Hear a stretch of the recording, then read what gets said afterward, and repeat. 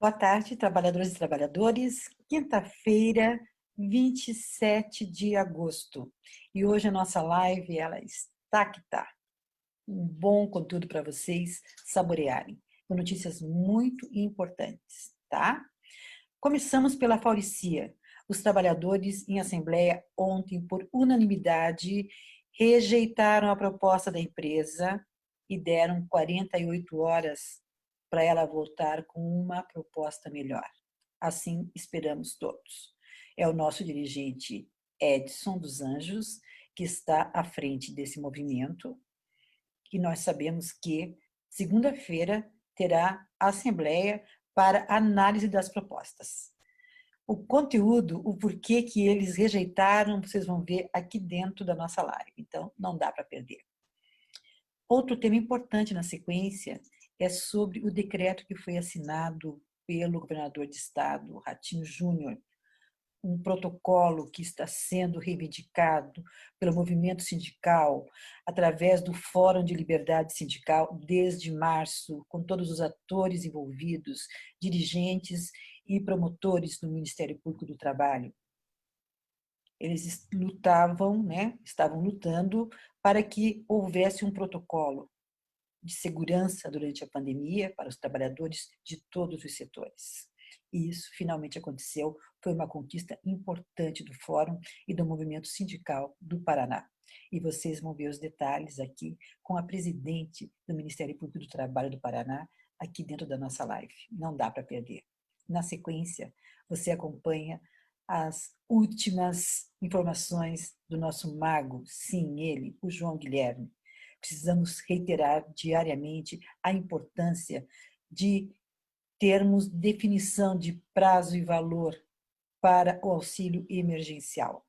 É muito importante, afeta todos nós. Precisamos ficar por dentro. É com você, Fernando.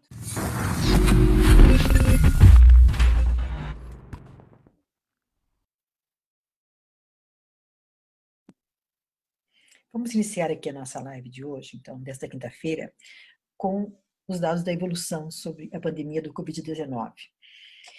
Infelizmente, nós vamos registrar aqui em Curitiba altas. Embora a Secretaria nos dê conta aqui que alguns números são números de dias anteriores, mas para nós e para o público são registrados como últimas 24 horas. Então, como eu falei com vocês ontem, eram dados de otimismo, porque já há alguns dias vinha descendo o número de mortes de contaminados, mas hoje, novamente, nós fomos impactados aqui por uma alta importante no número de óbitos. A Secretaria Municipal de Saúde registrou nas últimas 24 horas 11 óbitos, num total de 453 novos casos de contaminação. Então, gente, é isso, Mas isso eu falei para vocês ontem. Temos que nos manter nos cuidando, porque não acabou a pandemia. Estávamos imaginando que a própria OMS, que o movimento era um movimento de descida, um movimento descendente. Mas as coisas acontecem e temos que passar os números. É a leitura do dia. A leitura do dia hoje não é uma boa leitura. É um aumento considerável, de 7 para 11, e o número também de contaminados também, mais de 150 contaminados em relação aos números, em comparação com os números de ontem. Temos que continuar nos mantendo em segurança, usando máscara, álcool gel, o distanciamento social para quem está trabalhando e quem pode, o isolamento social é a melhor defesa, enquanto nós não temos ainda uma vacina para combater a doença. É com você, Fernando.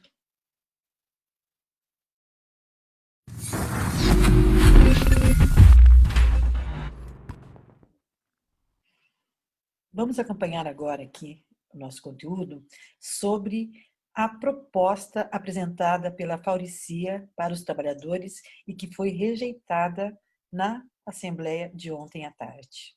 É com você, Fernando.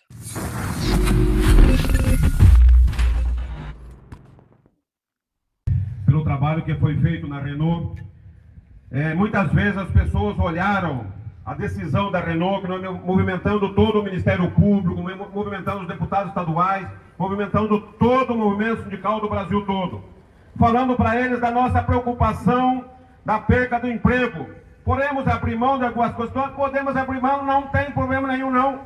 Fazer uma discussão de uma maneira de flexibilizar algumas coisas, não tem problema. Mas que se discuta com os sindicatos e que olhe com o sindicato o caminho para ser seguido com os trabalhadores. Quero aqui parabenizar todos os trabalhadores da Renault por essa luta e determinação. Essa luta e determinação dos trabalhadores da Renault não foi só para eles não, gente. Foi para nós aqui da Paulissia, foi para os trabalhadores do Brasil todo. Aonde o movimento sindical está acordando, mas quando o movimento sindical acordando sério, o movimento sindical que quer olhar no olho do trabalhador e dizer: nós queremos encarar a luta com você, nós queremos defender teu emprego, nós queremos garantir bom salário para você. Esse é o movimento sindical que nós queremos. A maioria dos metalúrgicos da Paulissia reprovou nesta quarta-feira, 26, em votação secreta, coordenada pelo SMC, com a presença do RH, a proposta de acordo coletivo de trabalho de 2020. Dos 270 votos, um foi nulo, 78 a favor e 191 contra a proposta, que consistia em R$ 4.500 de participação nos lucros e resultados, a PLR, database e vale alimentação, reajustados pelo INPC, que é a reposição da inflação e estabilidade de emprego. Após a reprovação, os trabalhadores aprovaram um prazo de 48 horas para a empresa melhorar a proposta, principalmente em questão da PLR. A próxima assembleia está marcada para esta segunda-feira, 31. A hipótese de greve por tempo indeterminado não está descartada.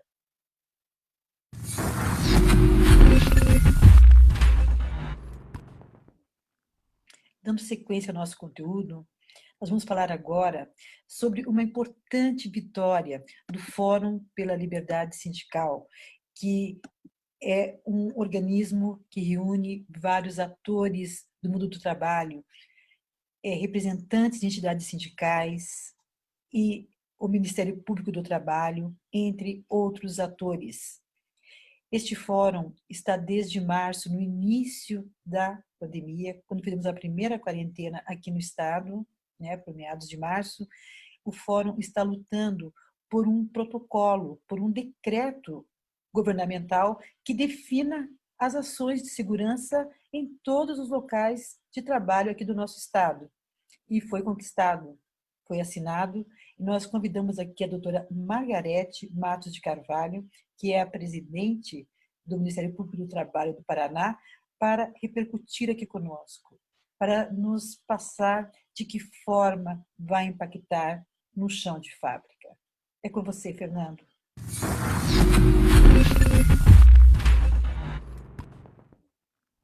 Trabalhadores e trabalhadoras, é com muita honra que nós recebemos aqui hoje a procuradora-chefe do Ministério Público do Trabalho aqui do Paraná, a doutora Margarete Matos de Carvalho.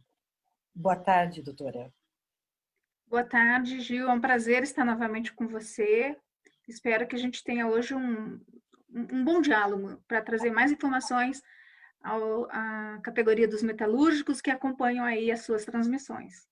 Ok, muito obrigada, doutora. Nós temos hoje aqui um tema muito importante. Nós temos aqui no Paraná o Fórum Paranaense de Liberdade Sindical, que é composto por entidades sindicais de trabalhadores, de proteção aos trabalhadores e pelos membros do Ministério Público do Trabalho.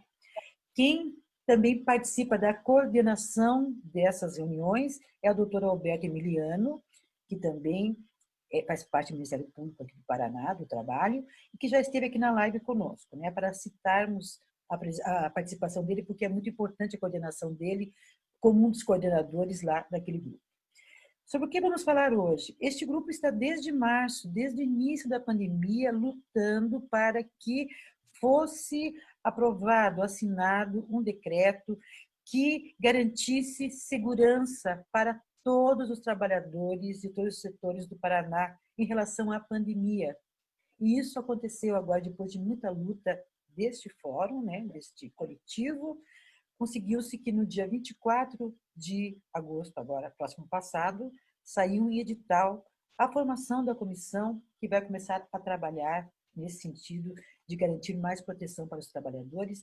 E eu passo a palavra agora à senhora doutora para que nos explique como vai funcionar e como vai influenciar o chão de fábrica e o chão de todos os locais de trabalho aqui do Paraná.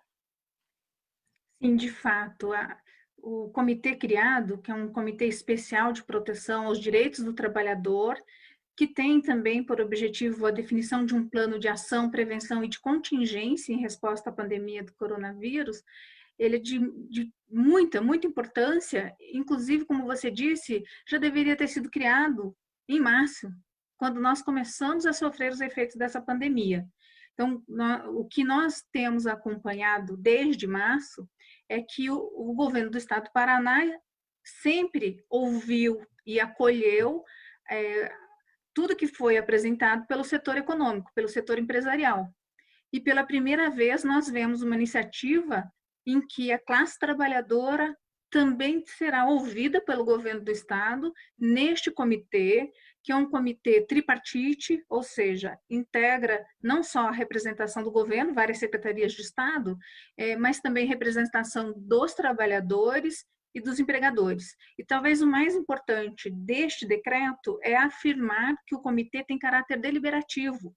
E o que isso significa? Significa que todas as decisões tomadas no âmbito deste comitê são decisões que terão força normativa, força legal e obrigatoriamente deverão ser implementadas essas deliberações. Portanto, eu acredito que teremos, a partir do momento que esse comitê se reunir, normas mais protetivas à saúde da trabalhadora e do trabalhador.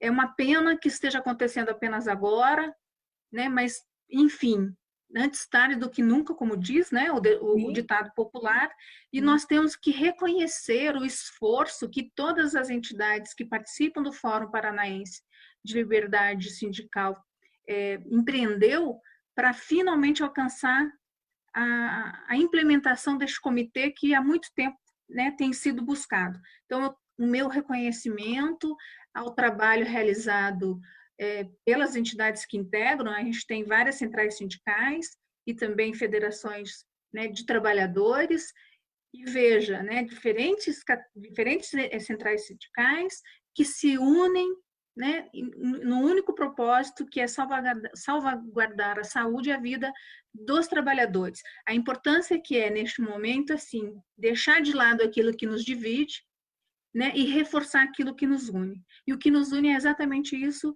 né, e nós nos unimos a essa luta das entidades de defesa da saúde dos trabalhadores, né, para também somar no sentido de ver essas deliberações sendo implementadas e executadas. Então, o Ministério Público do Trabalho terá, a partir dessas deliberações, outras normas mais de proteção à saúde dos trabalhadores que poderemos cobrar, como você mesma disse, de todos os setores econômicos. Nós, infelizmente, estamos vivendo um momento em que os ambientes de trabalho eles se tornaram grandes focos de contágio.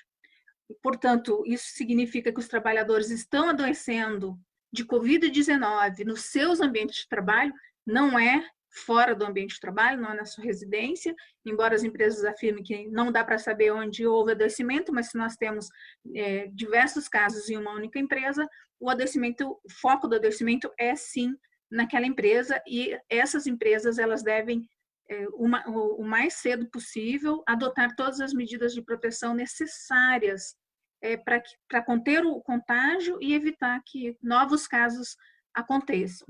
E aí eu cito um exemplo dos frigoríficos, né, que nós tivemos uma resolução, a resolução 855 da Secretaria de Estado da Saúde, da CESA Paraná, que vigorou por menos de 2 semanas e que foi revogada por pressão do setor econômico dos frigoríficos. Nós temos agora também um protocolo de retorno às aulas, em que, obviamente, haverá um impacto na vida dos profissionais da educação, de todos os setores, em que também a entidade profissional, né, que defende a classe trabalhadora, os profissionais da educação, sequer foi ouvida. Então, nós precisamos, sim, deste espaço de diálogo, de articulação, em que todos os envolvidos sejam ouvidos e todas as suas vamos dizer assim, né, sugestões ou encaminhamentos sejam considerados e transformados em medidas de proteção. Nós não queremos ver, obviamente, o martírio dos trabalhadores paranaenses nos ambientes de trabalho, né, que não se torne essa pandemia um verdadeiro motor de destruição da saúde, porque o que a gente tem visto também, que não só o óbito, mas também quem adoece pode manter ou ter sequelas graves, né, no restante de sua vida, e que ele precisa, obviamente, ter a comprovação de que isso ocorreu no ambiente de trabalho, até para buscar um ressarcimento ou mesmo benefício previdenciário. Doutora, eu quero pontuar aqui, gostaria de pontuar aqui, se você me permite, com toda a falta de gestão por parte do governo federal durante toda a pandemia. Eu diria que duas instituições se destacaram em defesa do povo brasileiro. Eu quero aqui dizer para você que há um reconhecimento, né, da população, e não estou apenas eu dizendo isso, que temos acompanhado pela imprensa, o destaque do Ministério Público em todo o Brasil, né? Não falo só do trabalho, o Ministério Público, né, em todo o Brasil também, porque fora o do trabalho que tem a ver aqui conosco, mas também o Ministério Público também cuidou dos lugares que estavam abrindo com aglomeração de pessoas o tempo todo. Foi muito importante para não ser pior do que os resultados. A mesma coisa eu falo em relação ao movimento sindical, que se uniu desde o começo para conseguir que o auxílio emergencial fosse de 200 para 600 reais. Foi o movimento sindical que conquistou isso. Então, a gente precisa destacar a importância desses atores do mundo do trabalho em defesa dos trabalhadores. E quero fazer uma pergunta aqui para a gente finalizar, doutora. Foi assinado e a duração desta comissão, enfim, é durante a pandemia. Mas será que já não fica aí, digamos, uma semente para que se consiga algo que seja permanente, que essa comissão seja permanente para cuidar sempre da saúde dos trabalhadores, de todos os trabalhadores do Paraná? É possível, doutora? Eu acho que tudo vai depender dos resultados que esse comitê alcançar. Tá. Se de fato, né, ele vai sair do papel do Diário Oficial e se transformar em realidade. E nesse sentido, quando eu falo transformar em realidade, eu significo, estou dizendo, mudar a vida do trabalhador lá onde você disse, no local onde ele trabalha. Aí sim, acho que vai ser possível fazer essa análise e até gestionar para que realmente esse grupo ele se mantenha. Então, e tem mais um aspecto, né, quando você coloca o auxílio emergencial, que a população, inclusive, não entendeu direito, que não foi uma benesse do governo federal, que queria apenas R$200, chegou a 600, porque, de fato, houve uma grande movimentação das entidades sindicais e de partidos políticos aliados também à causa trabalhista, para chegar nesse valor de R$600. E continua havendo ainda essa luta para que ele seja mantido até o final da pandemia. E acho que, para além da pandemia, nós também temos que manter essa discussão, porque não consigo vislumbrar que no curto período de tempo seja possível a recuperação de milhões de postos de trabalho que foram perdidos nessa pandemia. E esses trabalhadores precisarão sim de uma renda permanente básica para sobreviver. Esse é um ponto que vai ser agora muito discutido e é preciso que os trabalhadores e as trabalhadoras estejam muito atentos, porque ao fim e ao cabo, como você disse, o governo federal ele esteve ausente, foi omisso, né, em vários pontos no que diz respeito ao combate a essa epidemia, mas não foi omisso ao levar para o trabalhador o ônus de enfrentamento aos impactos na economia, né? Reduziu salários, promoveu suspensão de contratos sem nenhum direito para os trabalhadores, milhares de perdas de postos de trabalho e sabendo todos que o governo federal tem a obrigação de promover políticas públicas de manutenção desses postos de trabalho, investindo recursos para que isso se torne realidade. Então, não é retirando o direito dos trabalhadores que o problema econômico deve ser solucionado ou minimizado, mas sim implementando políticas efetivas com recursos do governo federal, sim.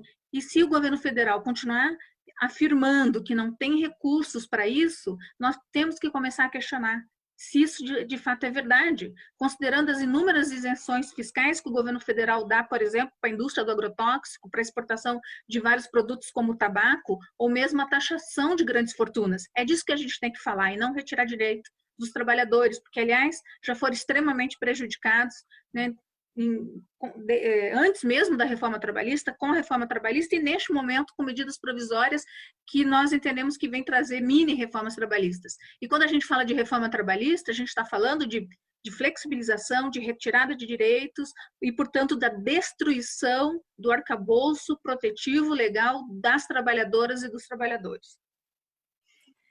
Bom, né, doutora, você já falou tudo. Acredite que essas suas palavras são um alento para quem vai ouvir você, para quem está ouvindo você nesse momento.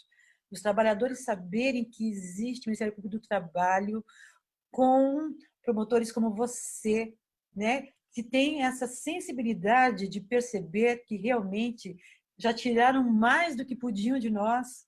Não temos mais o que dar, agora é a vida em relação à falta de um cuidado maior com a pandemia.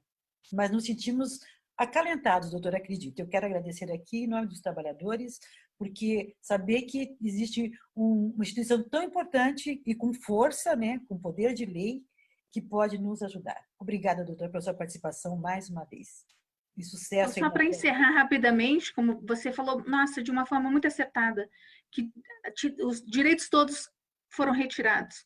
Agora querem retirar a saúde, querem retirar a vida, e isso a gente não pode aceitar. Você falou muito bem, e eu tenho muito orgulho de pertencer a essa instituição, Ministério Público Brasileiro, não só o Ministério Público do Trabalho, porque nós não podemos ficar de braços cruzados no momento em que o país pede que sejamos atuantes e que sejam protegidos os direitos e a saúde de todos os trabalhadores. Muito obrigada pela oportunidade dessa conversa.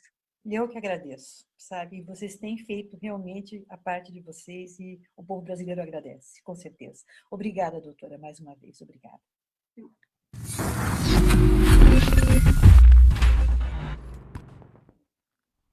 E agora, o nosso mago de todas as tardes, o nosso querido articulista João Guilherme. Ele está aqui reiterando diariamente a importância de aprovarmos um valor, uma data de continuidade para o auxílio emergencial. A palavra já diz, é emergencial.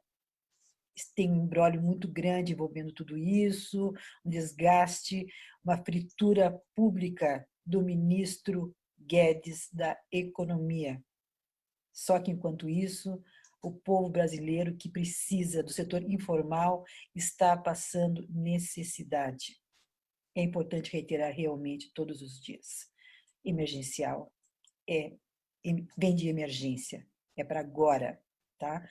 Dá para discutir depois as questões filosóficas do governo Bolsonaro mais para frente, depois que a mesa dos trabalhadores esteja farta. É isso. É com você, Fernando.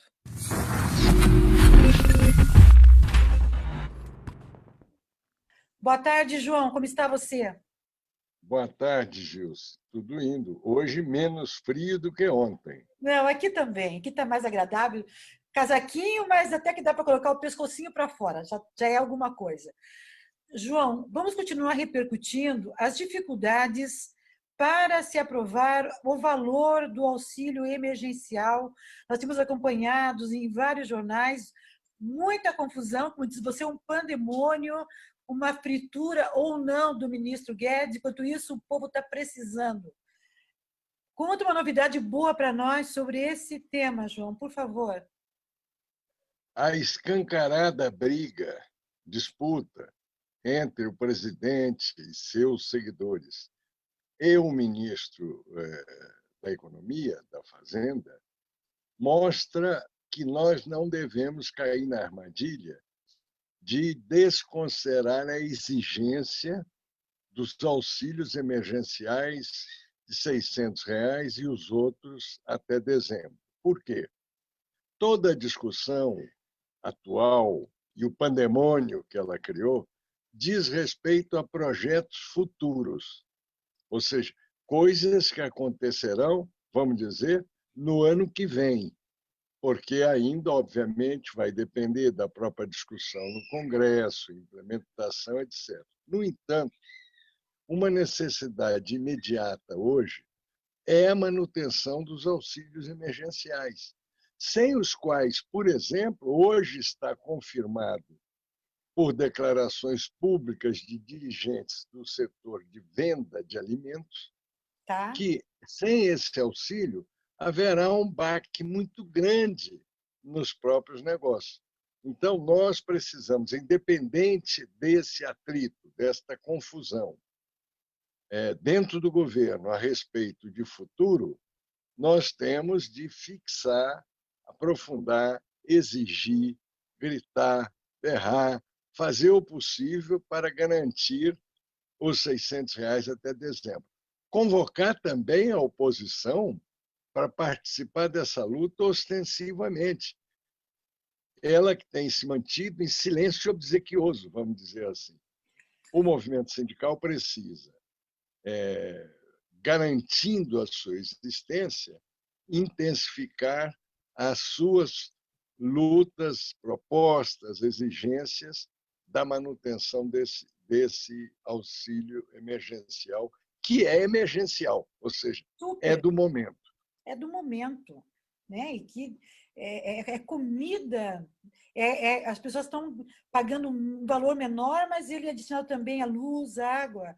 É a sobrevivência das pessoas em mínimas condições. Vamos torcer e vamos lutar aqui. Nós estamos buscando aqui da parte da live também, senadores e deputados, para falarmos sobre esse assunto e também tentarmos, aqui na medida do possível, pressionar para que isso aconteça. Nossa! A gente pensa que já aconteceu tudo no governo Bolsonaro e ele ainda consegue piorar mais. Nossa! Querido, até amanhã, no mesmo horário. Amanhã. Tá, obrigada. Até amanhã. Tchau, tchau.